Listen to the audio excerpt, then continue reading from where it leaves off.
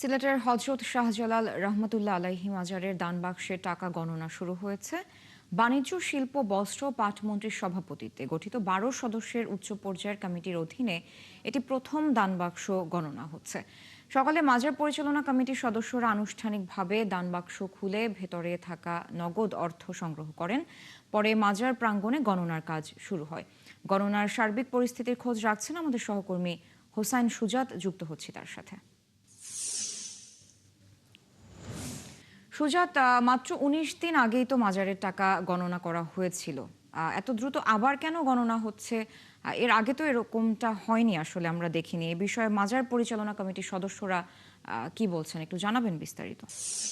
দেখুন সারা, হজরত শাহজালাল রহমতুল্লাহ আলহের দানবাক্সের যে টাকা, সেটার স্বচ্ছতা নিয়ে আসলে বিভিন্ন সময় বিভিন্ন মহল প্রশ্ন তুলেছিল এবং সেই প্রশ্নের জট খুলতে গেল কিছুদিন আগে সিলেটের যিনি বিদায়ী জেলা প্রশাসক ছিলেন সরার আলম, ওনার নেতৃত্বে কিন্তু মাজারের স্বচ্ছতা আনতে মাজারের দানবাক্সগুলো সরকারি তত্ত্বাবধানে গণনা করা হবে এমন সিদ্ধান্ত তিনি নিয়েছিলেন। তারপর তিনি কিন্তু বদলি হয়ে যান। তারপর সিলেট ১ আসনের যিনি সংসদ সদস্য আছেন, শিল্প, বাণিজ্য ও ক্ষুদ্র পাট বস্ত্র মন্ত্রী খন্দকার আব্দুল মুক্তাদিরের নেতৃত্বে একটি ১২ সদস্যের উচ্চ পর্যায়ের কমিটি গঠন করা হয় এবং এই ১২ সদস্যের উচ্চ পর্যায়ের কমিটি গঠনের পর আজকে ১৯ দিন পর মাজারের দানবাক্সের টাকা কিন্তু খোলা হয়েছে এবং সকাল ১১টা থেকে এখানে আসলে সেই টাকাগুলো গণনা শুরু হয়েছে। আমরা যেটা দেখেছি যে ১ টাকা থেকে শুরু করে বাংলাদেশের যেটি সর্বোচ্চ মুদ্রা আছে ১,০০০ টাকা, সেটি কিন্তু মানুষ দান করেছেন। পাশাপাশি বিভিন্ন বৈদেশিক মুদ্রাও সেখানে রয়েছে, স্বর্ণ রয়েছে, রূপো রয়েছে, অনেক ধরনের জিনিস রয়েছে। আবার আমরা দেখেছি যে অনেকে কিন্তু অনেক চিঠিও দিয়েছেন যেগুলো আসলে দুর্নীতি বিরোধী ছিল। তো আমরা এই ১২ সদস্যের উচ্চ পর্যায়ের কমিটিতে যারা আছেন, সিলেট সিটি কর্পোরেশনের প্রশাসক আব্দুল কাইয়ুম চৌধুরী, সিলেট উন্নয়ন কর্তৃপক্ষের চেয়ারম্যান রেজাউল হাসান কোয়েসলুদি, আমরা দুজনের সাথেই কথা বলেছিলাম।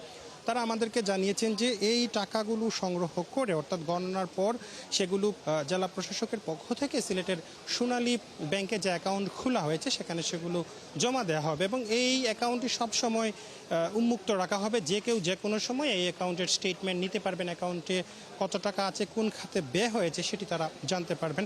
তো এখন পর্যন্ত আসলে গণনা চলছে। পাশাপাশি আমরা মাজার কর্তৃপক্ষ যারা আছেন তাদের সাথে আমরা কথা বলছিলাম, বিশেষ করে শাহজালাল রহমতুল্লাহ আলাইহির মাজারের যিনি মতওয়াল্লি, ওনার সাথে আমরা কথা বলেছিলাম। তিনি আমাদেরকে জানিয়েছেন যে তারাও আসলে সরকারের পক্ষ থেকে এক্সট্রা সুষ্ঠু গাইডলাইন তারা চাচ্ছেন। তো তাদেরকে যদি সুষ্ঠু গাইডলাইন না দেওয়া হয় তাহলে কিন্তু তারা উচ্চ আদালতে যাবেন এবং সেখানে রিট করে তারা সেই পুরনো আদলে আবার মাজার ব্যবস্থাকে ফিরিয়ে নেওয়ার চেষ্টা করবেন।